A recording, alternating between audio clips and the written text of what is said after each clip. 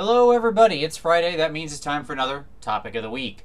Last week's topic was about your army in the General's Handbook, and boy, has there been a lot of discussion about that in general.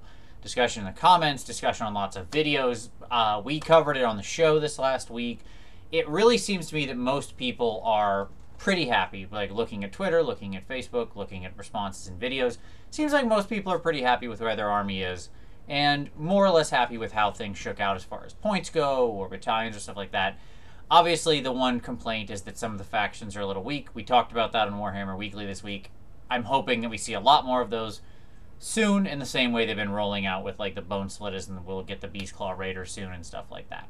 But this week's topic. This week's topic is not going to be any game system specific. What I want to talk about this week is why you wargame. So our hobby is very interesting in that it's a very niche hobby amongst the sort of, lexicon of all of the sort of geeky hobbies like this. When I think of tabletop games, this sort of came about when I was recording the tabletop history video.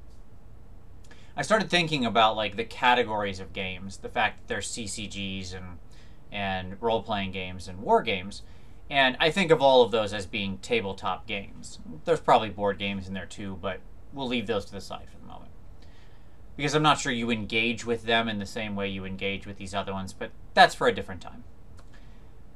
What I thought was interesting is when you sort of go down, it's like more people play CCGs than play RPGs than play war games. And it really is like that. Like the niche number of wargamers. And certainly some part of that is probably cost. That is to say, this is the most expensive of the three hobbies, arguably. I would actually argue that CCGs can often easily get as, if not far more expensive, but we'll leave that to the side. Certainly the barrier of entry is often lower. Like you can play most of those games with a starter deck or something. But I think that's part of it. There's initial cost. But then there's also sort of, you've got to glue these things together. You've got to paint these things. So you got to feel confident enough in your artistic abilities. You've got to, have opponents who are interested in playing the same types of game or the same game you are even, right? And I think in general, people are less likely to jump around war games than they are RPGs or CCGs. Certainly I play... In the past month, I've played probably 4 or 5 different RPGs. Okay? And have talked about others beyond that. So there's no loyalty. But with war games, I think people are less likely to sort of move around and sort of change their pony. Once they've picked their horse, they kind of stick to it. And again, it probably goes back to those same 2 things we just talked about. Time, investment, blah, blah, blah. So everybody who's here, if you're watching this, then you're somebody who has chosen to come along on this ride, right? You've decided, probably, to get into wargaming. I would suspect that's why you're subbed to my channel. I would suspect that's why you're participating in this community. And what I want to know is why. Why do you, not really why did you get into it? We've talked about, when you first started Warhammer before, or something like that. I want to know why you keep playing. Why do you stick with it? A lot of people, like, now that you know what you're doing. You're not just a sort of wide-eyed nub walking into the store buying a random box, right? You know what you're doing. Why do you keep playing? What motivates you to keep painting, to keep playing, to find opponents, to read books, to surf the internet, to, participate in forums? I don't care. However you engage with your hobby in the community. I think it's really interesting because what's fascinating to me about wargaming is not just that it does have all those properties we just talked about of kind of being tough to get into, tough to enter, being very niche. But at the same time, perhaps somewhat paradoxically, it's one of the richest of all of those tabletop hobbies. Because of those same reasons, right? The models you make are yours. When you paint them, they're yours. You did that. You created something that is yours ostensibly forever, barring either disaster or you sell it. It does invoke art. It does invoke strategy. It invokes sort of both your tactical thinking and your creative thinking, all simultaneously. There's narrative around it, right? So what is it about it about this hobby that draws you into it, regardless of how much you actually play the game? That is to say, regardless of how much you put the figs on the table. What is it about this hobby that makes you keep wanting to participate in it? Is it the fact, is it getting the figs on the table? Is playing the literal game, okay?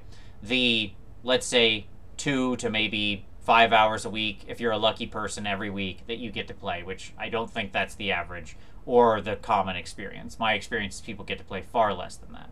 Most people.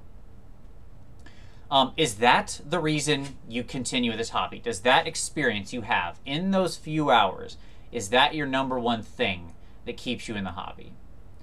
So when I want you to, I think what would be interesting to me, and by the way, response videos, of course, as normal, or just comments down below. Think about not only the spectrum of what keeps you involved, but also the sort of your number one, right? What's your top? What's that thing that keeps you coming back? And, you know, is it that couple hours of play? Is it just thinking about it and, you know, building out lists, or is it buying and collecting your stuff? Finding good deals, you know, building up a mountain of gray plastic. By the way, there are people who legitimately love this hobby for that reason. Don't think there aren't. Is it the narrative, you know, the story of what's going on in the world? Does that keep you wrapped up? Is it the modeling, you know, the hobbying, the painting? Is it something else I didn't even mention? What do you think of those various aspects? Because for me, personally, my number one is easy. It's the modeling. It's all this stuff, you know, and this stuff. It's brushes and paint and hobbying and modeling and, you know, getting figs together.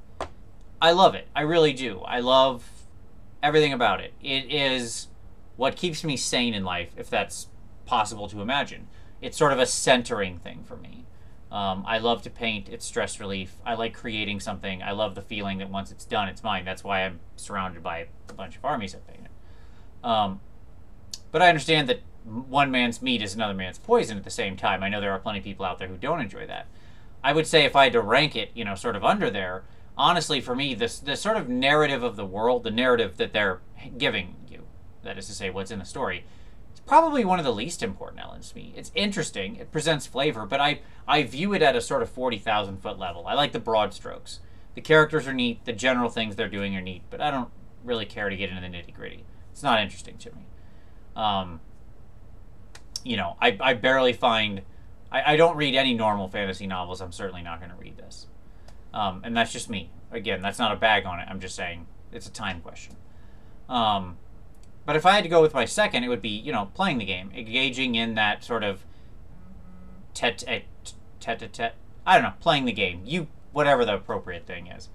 Engaging in that. I do really love it. So those are the two things that keep pulling me back in, right?